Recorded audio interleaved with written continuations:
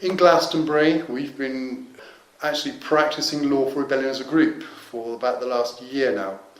What we've done very briefly is we've lobbied the whole town, we've put flyers around the whole town, we've given information DVDs to different groups like the clergy, solicitors, we went after the police and the council naturally, all with evidence, facts of what's going on today and how they're trying to destroy or they're dismantling our country, and they're doing it very insidiously and very, it's just a ratchet rock by a ratchet affair, and they're completely dismantling our country now, and they have been since we entered into the common market.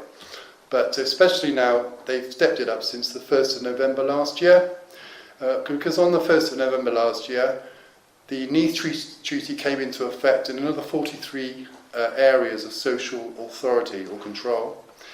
And even the police of Britain are now controlled by Europol under Euro Gen 4, which is the EU police force, who incidentally have diplomatic immunity and guns.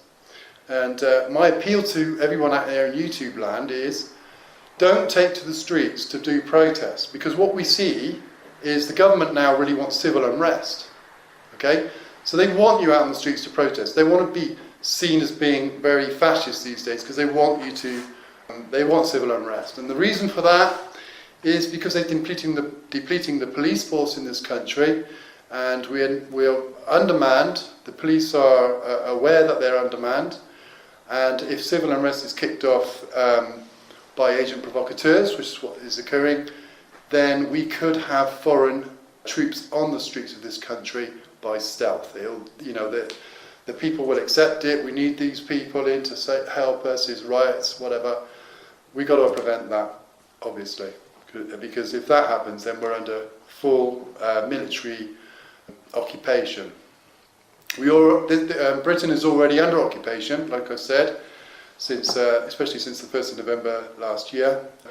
In Glastonbury, we've lobbied the police and the council, excuse me, for about a year now, but we lobbied the local council for 3 months when we were going to their meetings. We asked them one simple question: where do you each stand on the invocation of Article 61? In September last year, we decided we'd had enough, and so as a demonstration only, we seized the town hall where the public meetings were being held by the council.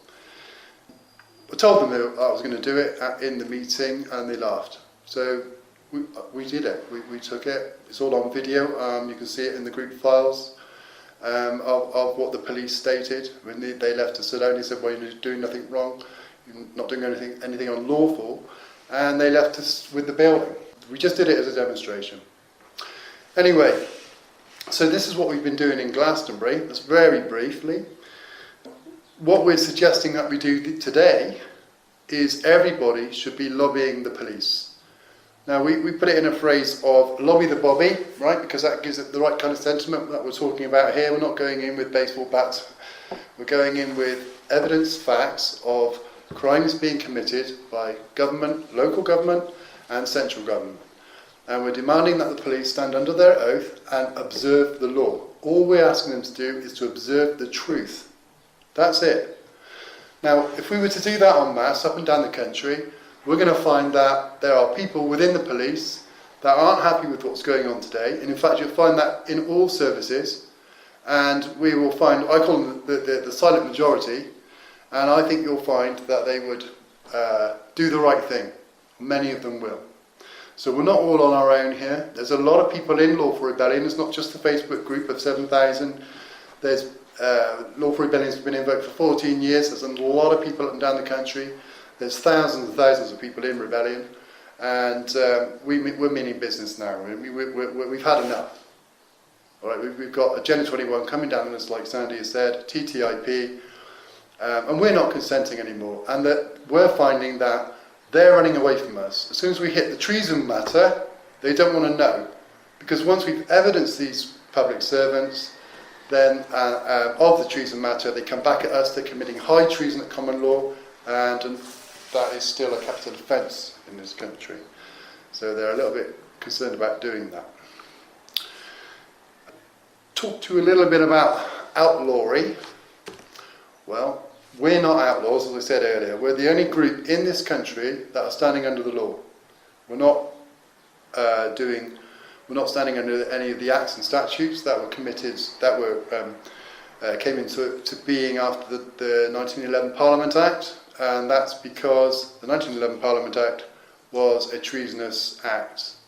I don't want to go into that here right now, but you can Google that. Asquith basically diluted the royal prerogative, which is an act of treason. And so since 1911, laws have been passed that haven't gone through the correct protocols of constitutional law, and we've therefore have laws that are fascist being imposed and ratified or given royal assent by the monarch, which incidentally is either usurped or deposed, and that's not for us to judge. That would be for a trial or a jury to judge that. That brings me on to Magna Carta again. Now, Magna Carta is an obligation by royal command. Now, it is by royal command because this was put in place in case the monarch was usurped. So that gives the people remedy, and a peaceful remedy, if it's done correctly, against the usurpation of our sovereignty, basically. The Queen is in service to the people. She's supposed to be in service to the people. The people are sovereign. She holds the sovereignty under the Coronation Oath Act, where you can see, because it was televised, that she swore to uphold God's law and the constitutional laws and customs of this nation. So it is not us that are outlaws. It is the government who are in outlawry. And at this time, all police constables are operating outside of the law. And that's an evidenced fact. You can just check it out. Right, they're planning on obfuscating the Magna Carta and creating a new Bill of Rights. Well, we've got to be mindful of this because we don't need a new Bill of Rights. The Bill of Rights we've got protects us. It's just more codified natural law that protects the people. And all we want in this movement is to evidence the treason matter, because that will get that out of Europe. Because once one act of treason has been proven to have been committed in a court of law, then all EU treaties will be null and void. And this is why they won't give me a properly convened court de jure trial, and I have sought remedy 2 years ago, and when they dropped everything and ran away from me because I hit them with treason notices, and they're denying me that inalienable right which I've got under Magna Carta as well. So anyone that delay or denies my right to justice is committing treason. So they all back off. They don't want to put their names to treason. Well, we've just been through an election, and again, another rigged election. I mean, the evidence is just out there. I mean, I don't know what people are like. We just go through the hamster wheel every 4 years. They rig an election, we kind of forget, and then when people start, voting in 4 years' time, let's stop doing this. It's crazy. Ever since we entered into the common market, all prime ministers in this country have been appointed. They've been appointed by the Bilderberg Group. Now, Sandy spoke a little bit about the Bilderberg Group. They are under the United Nations. They are part of the United Nations. The Bilderberg Group set up the EU, and this was all set up after the 1944 meeting of generals in Berlin, and the introduction of a document which you can see is a World Cup document. I can't remember the number of that, but it's called Europäische Wirtschaftsgemeinschaft. Now, you'd have to translate it, but if you were to read that, you'll see that it was brought into being. It is almost verbatim to the 1988 Maastricht Treaty. I think it was 88, sorry, if I'm wrong on that one. And so you can see that how they've brought in Hitler's idea of Europe into being by the treasonous treaties, and Maastricht was another treasonous treaty. So the election has been totally fixed. We've got the Tories back in, but it doesn't matter who would be in because they're all following the party line. And we're finding this with every party. The Law for Rebellion movement has lobbied UKIP, and Susan Evans basically says that Magna Carta has been repealed. Evidently it hasn't been.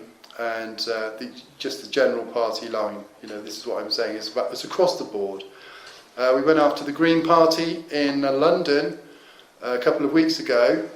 Natalie Bennett did a talk at Brick Lane, and we attended this talk, and she just ran away from the question. I was first in there with that the voting had dropped since 2001, and I asked whether that was because of the invocation of Article 61, and none of the panel would touch this. And we had a bit of fun there, but they wouldn't touch it. They just, Natalie Bennett later on in the talk just ran out of the building as soon as a colleague of ours mentioned the word treason. So they know.